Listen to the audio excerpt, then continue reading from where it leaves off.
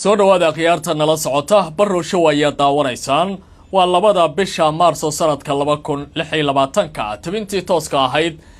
barnaamijka wararka tabinta dagaalka bariga dhexe ayaan faaqidaya xogtii ugu dambeysay ayaan kula wadaagi doonaa iyo waliba macluumaad kale oo ku saabsan dagaalka oo soo baxaya dawladda Mareykanku waxay weerar ku qaaday warshada nuclear-ka ee la yiraahdo Natanz oo ku taala Isfahan iyadoo dhinaca kale dawladda Jamhuuriyadda Islaamiga Iran ay ku dhawaaqday arrintaasi inay tahay mid halisteeda leh loona baahan yahay adduunka inuu ka hor yimaado tallaabooyinka dawladda Mareykanku ay qaadayso maraakiib ayaa lagu soo warramayaa in lagu weeraray gacanka Hormuz halkaas oo ay doonayeen inay ka tallaabaan weeraradan ayaa waxay u badan yihiin inay geysteen ciidamada Jamhuuriyadda Islaamiga ah ee Iran dawladda Mareykanka oo muuqata dagaalku inuu ku sii adkaanayo isla markaana uu ka bedelan yahay kii hore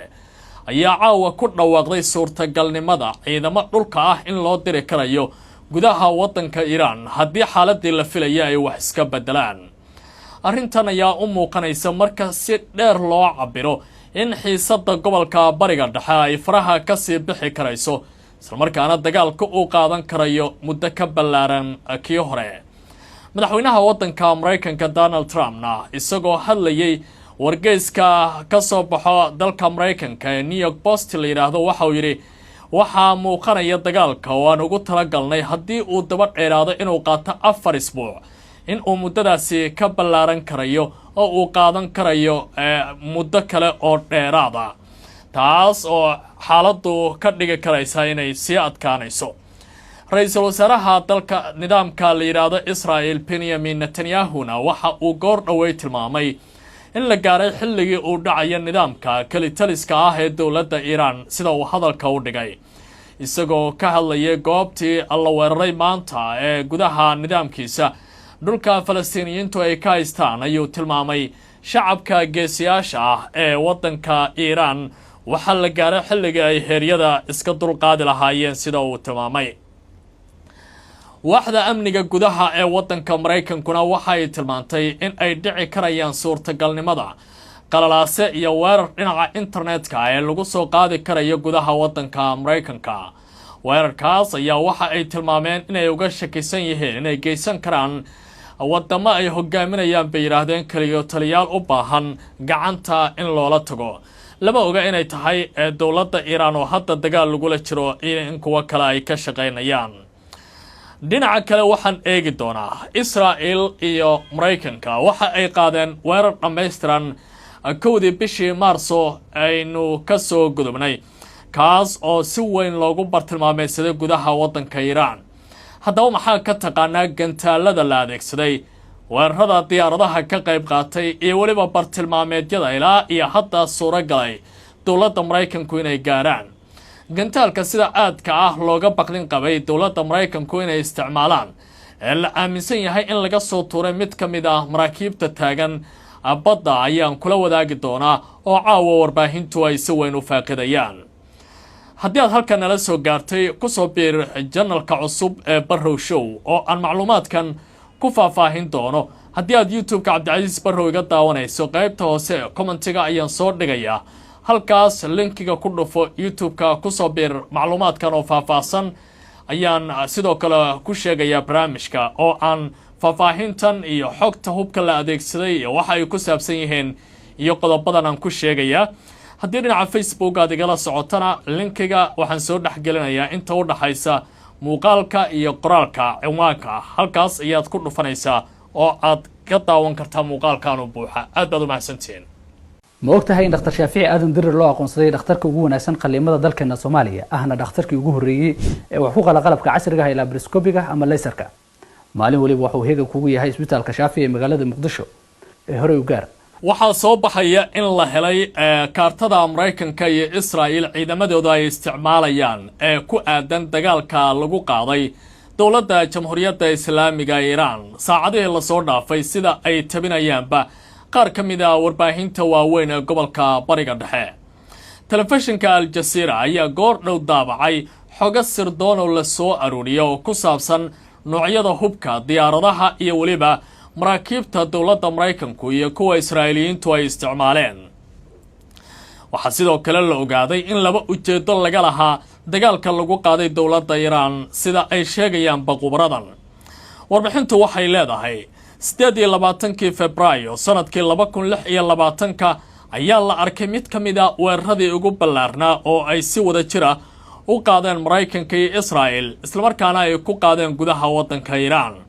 weerarka oo si qoto dheer uga dhacay bartamaha iyo galbeedka dalkaasi ayaa lagu beegsaday magaalooyin kala duwan oo ballaaran oo ay ka mid yihiin Karaj, Shiraz, Isfahan, Kermanshah, Qum, Hamdan iyo caasimadda Tehran. howlgalka ayaa lagu magacaabaya baaliri howlgalka geesiga adag waxaana uu lahaa laba ujeedo oo waaweyn sida qormadan lagu sheegay Al Jazeera goordhow ay sii daayeen. waa midda koowaad ujeedku waxa uu ahaa in lagu weeqo awoodda military iyo waliba gantaalaha dowladda Iran ay leedahay in meesha laga saaro hoggaanka siyaasadeed iyo waliba kan military ee dowladdaasi iyadoo lagu guuleystay qaar ka mid ah hogaamiyaasha sarsare ee dowladda Iran in la qaarijiyo. waxaana ka mid ahaa Ayatollah Ali Khamenei kaasoo geeridiisa la shaaciyay 1 bishii Maarso ee sanadkan. waxaa sidoo kale la geeriyooday xubno ballaaran oo qoyskiisa iyadoo maanta dhaawac ka soo gaaray weerarkii xaaskiisana ay u geeriyootay sida ay ku waramayaan ilo ku sugan gudaha waddanka Iran. haddaba maxay tahay qariirada dagaalka iyo jihada weerarka ee la helay maxaase ka og tahay dowladaha dhankooda laga soo weeraray Iran? inkastoo aan la shaacin qariirada rasmiga ah oo ay muujinayso dariiqyada hawada, haddana warbixino sirdoon oo furan ayaa tilmaamaya in duqeymaha hawada ay u badan yihiin inay ka soo galeen jihada galbeed iyo waqooyi galbeed iyagoo maraya hawada waddanka Ciraaq. dhaqdhaqaaqyo ciidan oo aan caadi ahayn ayaa la arkay iyagoo sameynaya diyaaradaha xamuulka ah ee shidaalka siiya diyaaradaha kale xilliga hawada ay kula jiraan geelanka dagaalka iyo waliba weerar celinta. waxaa sidoo kale dhinaca badda ka qayb qaadanaya howlgalkan maraakiib dagaal iyo gujisyo kala duwan oo laga yaabo in laga soo abaabulayo badda Carabta si looga soo tuuro gantaalo masaafadooda ay aad u ballaaran tahay kuwaasi oo bartilmaameedsanaya gudaha waddanka Iran. arrinta walaaca leh waxay tahay in markii ugu horreysay la xaqiijiyay in gantaalka Tomahawk loo isticmaalay gudaha waddanka Iran sida telefishinkaasi uu ku waramayo. mid ka mid ah hubka ugu muhiimsan ee la adeegsaday waxa uu ahaa gantaalka Tomahawk oo ah gantaal nooc cruise ah oo Mareykanku ay farsameeyeen loona adeegsado in lagu garaaco bartilmaameedyada ku yaala masaafooyinka dhaadheer gunta hoose ee dhulkana gaari karaya. gantaalkan ayaa waxaa laga soo ridaa burburiyaasha iyo waliba maraakiibta quusayaasha ah waxaana lagu burburiyaa gantaalka ama laga jiheeyaa qalab loo yaqaano guided missile destroyer kaas oo mid ka mid ah maraakiibta dalka Mareykanka ee taagan biyaha Carabta laga soo farsameynayo. haddaba gantaalkan awoodiisa ilaa iyo hadda la ogyahay waxay tahay gantaalkan masaafo ahaan waxa uu gaarayaa 1600 ilaa 2500 oo kilomitir. xawaarihiisa waxaa lagu tilmaamaa inuu ka horeeyo codkiisa waxaana laga hagaa qalabka GPS-ka oo hadba dhinaca la raba loo jihayn karo. miisaanka qarxa oo kaliya waxa uu gaarayaa 450 kilogram waxaana uu aadi karaa jiha toosa oo quban iyadoo dhinaca kalena loo isticmaali karo jihooyin kala duwan. isla qalabka Mareykanku ay isticmaalayaan dagaalka ayaan ku guda jiraaye diyaaradaha la adeegsaday waxaa ka mid ah diyaaradda F-35 iyo sidoo kale diyaaradda F-15 oo labadaba dowladda Mareykanku ay isticmaalaan. diyaaradda F-35 telefishinka Jazeera waxa uu leeyahay waa mid casri ah oo leh awood ay kaga dhuumato raadarada taasi oo ka dhigaysa mid si dhib yar uga gudbaysa guud ahaanba goobaha sida aadka loo ilaaliyo. waxaana loogu talagalay in ay furto wadooyinka ay u baahan yihiin diyaaradaha kale ee burburiyaasha ah in ay ka gudbaan.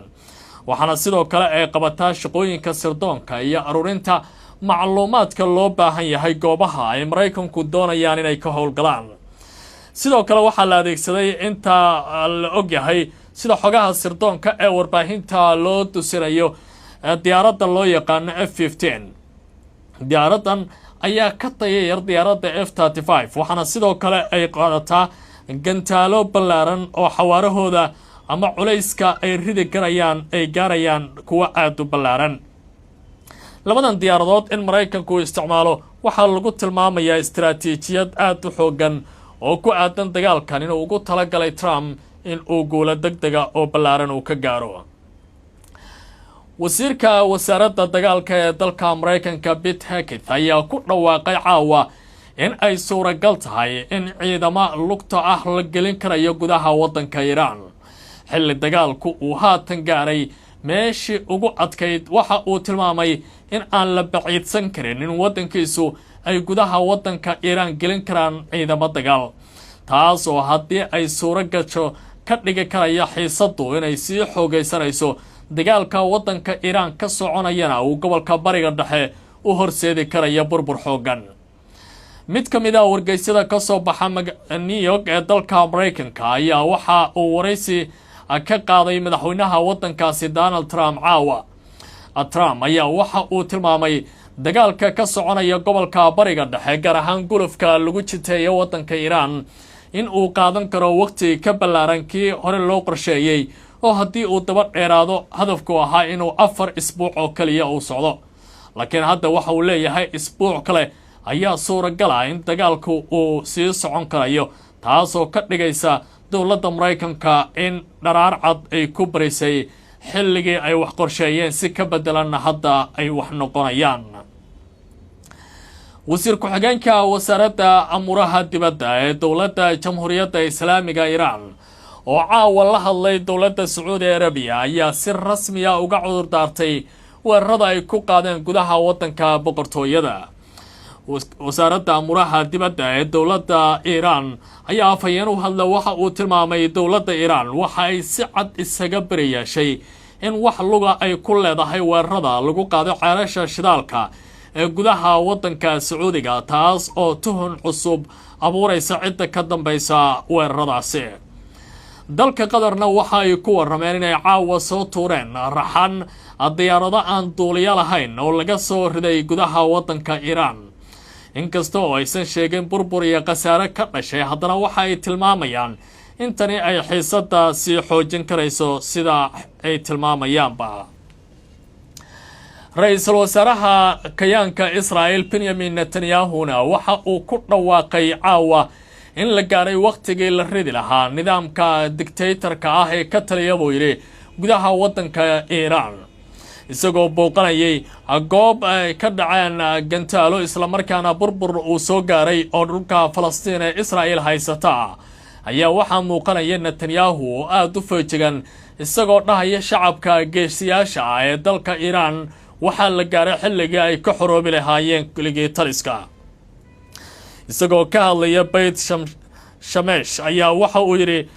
waxaa la gaaray xilli dadaallo xoogan ay bixinayaan dowladaha waaweyn, ujeedaduna waxay tahay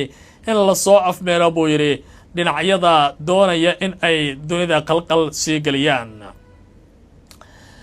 dowladda Mareykankuna waxay ku baaqday inay ka baqayaan in weerar dhinaca internetka lagu soo qaado kaas oo laga cabsi qabo inay adeegsadaan bay yiraahdeen dalal ay hogaaminayaan dictatoro.